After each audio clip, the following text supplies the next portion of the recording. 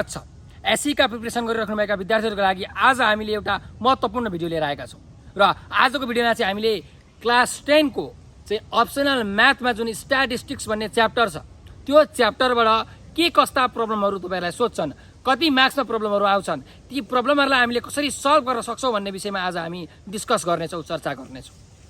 त तपाईहरुलाई यो स्ट्याटिस्टिक्सको जुन च्याप्टर छ यो च्याप्टरबाट 10 मार्क्सको प्रब्लम आउँछ, जसमा 2 मार्क्सको प्रब्लम एउटा हुन्छ भने 4 मार्क्सको प्रब्लम दुईटा आउने गरेको छ।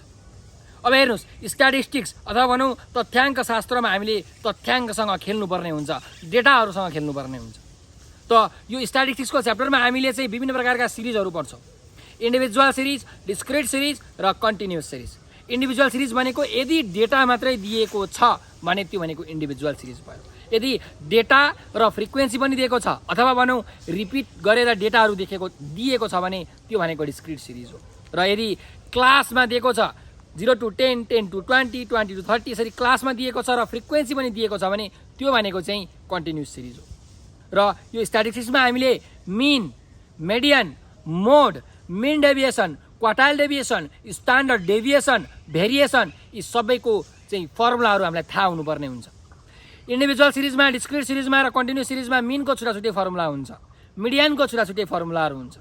ती सबै फर्मुलाहरू हामीलाई थाहा हुनुपर्छ। क्वार्टाइलको बेग्ला फर्मुलाहरू हुन्छ, Q1, Q3 को बेग्ला फर्मुला हुन्छ।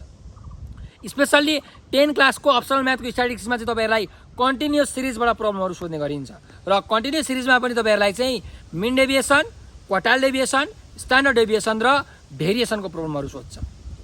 सो यसमा तपाईहरुलाई चाहिँ क्वार्टाइल भनेको के हो त, क्वार्टाइल कसरी निकाल्ने, Q1 र Q3 कसरी निकाल्ने, इन्टर क्वार्टाइल रेन्जको फर्मुला के हो भन्दाखेरि Q3 minus Q1, third quartile minus चाहिँ फर्स्ट क्वार्टाइल। क्वार्टाइल डेभिएसनको फर्मुला के हो भन्दाखेरि Q3 माइनस Q1/2। यसलाई सेमी इन्टर क्वार्टाइल रेन्ज पनि भनिन्छ क्वार्टाइल डेभिएसनलाई। कोएफिसिएन्ट अफ क्वार्टाइल डेभिएसनको फर्मुला के हो त, third quartile minus first quartile divided by third quartile minus first quartile. यसको पनि तपाईलाई फर्मुलाहरू याद हुनुपर्ने हुन्छ। त्यस्तै गरिकन हामीले मिन डेभिएसन निकाल्न सक्छौँ। मिन डेभिएसन हामीले मिनबाट पनि निकाल्न सक्छौँ, मिडियनबाट पनि निकाल्न सक्छौँ, मोडबाट पनि निकाल्न सक्छौँ। तपाईलाई चाहिँ मिन डेभिएसन यो मिन र मिडियनबाट निकाल्नको लागि सोध्छ, यसको फर्मुलाहरू तपाईलाई थाहा हुनुपर्छ। जस्तै मिन डेभिएसनको कोएफिसिएन्ट कसरी निकाल्ने त्यसको पनि तपाईलाई फर्मुला थाहा हुनुपर्ने हुन्छ। यदि तपाईहरुले मिन डेभिएसन निकालिराख्नु भएको छ भने coefficient of mean deviation from मिनको फर्मुला के हुन्छ भन्दाखेरि mean deviation from mean divided by mean. त्यस्तै गरिकन mean coefficient of mean deviation from median भनेको के हुन्छ भन्दाखेरि mean deviation from median divided by median. यो फर्मुलाहरू लगाएर तपाईहरुले कोएफिसिएन्ट पनि निकाल्न सक्नुहुन्छ। त्यसै गरिकन स्ट्यान्डर्ड डेभिएसनको पनि तपाईहरुले फर्मुला याद गर्नुपर्ने हुन्छ। इन्डिभिजुअल सिरिजमा, डिस्क्रिट सिरिजमा र कन्टिन्युअस सिरिजमा बेग्ला फर्मुलाहरू हुन्छ। तपाईलाई चाहिँ विशेष गरी कन्टिन्युअस सिरिजमा चाहिँ यो रिलेटेड गरेर प्रब्लमहरू सोध्ने गरेको पाइन्छ। त्यस्तै गरिकन स्ट्यान्डर्ड डेभिएसनको कोएफिसिएन्ट निकाल्ने फर्मुला पनि हामीलाई थाहा हुनुपर्ने हुन्छ। त स्ट्यान्डर्ड डेभिएसनको कोएफिसिएन्ट भनेको के हो त भन्दाखेरि स्ट्यान्डर्ड डेभिएसन बाई मिन। त्यस्तै गरिकन भेरिएसन अथवा भनौँ कोएफिसिएन्ट अफ भेरिएसन भनेको के हो भन्दाखेरि standard deviation by mean into 100% अथवा इन्टु 100 मात्रै। त भेरिएसन कोएफिसिएन्ट अफ भेरिएसन, त्यस्तै गरिकन कोएफिसिएन्ट अफ स्ट्यान्डर्ड डेभिएसन र स्ट्यान्डर्ड डेभिएसन यो पनि तपाईहरुलाई थाहा हुनुपर्छ, यसका फर्मुलाहरू थाहा हुनुपर्ने हुन्छ। विशेष गरिकन जुन 4 मार्क्समा दुईटा प्रब्लम सोधिन्छ, एउटा चाहिँ तपाईहरुलाई स्ट्यान्डर्ड डेभिएसनबाट सोधिन्छ, अर्को चाहिँ मिन डेभिएसनबाट सोधिन्छ।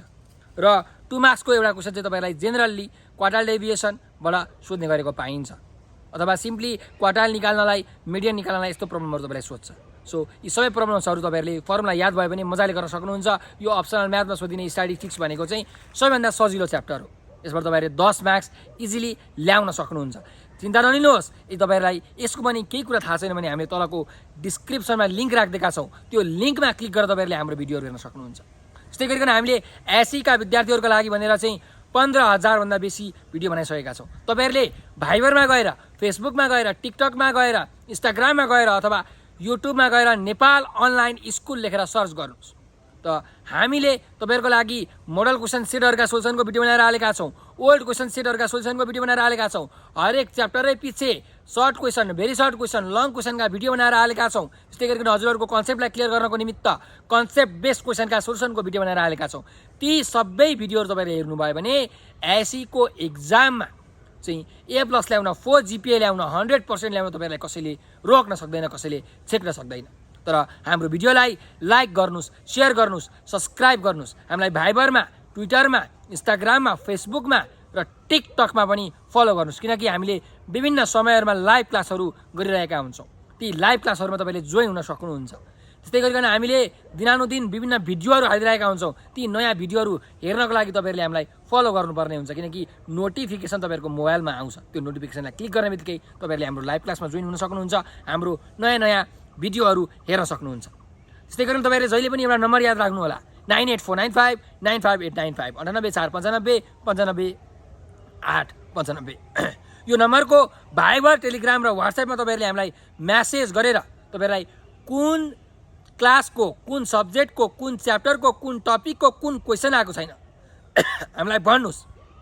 यो नम्बरमा भाइबर, टेलिग्राम र व्हाट्सएपमा म्यासेज गर्नुहोस्, हामीलाई कल गर्नुहोस् र आफ्नो समस्या बताउनुहोस्, आफूलाई गाह्रो लागेको, अप्ठ्यारो परेको क्वेसन्सहरू पठाउनुहोस्। हामी सबै चाहिँ प्रब्लमका सोल्युसन गरिदिनेछौँ।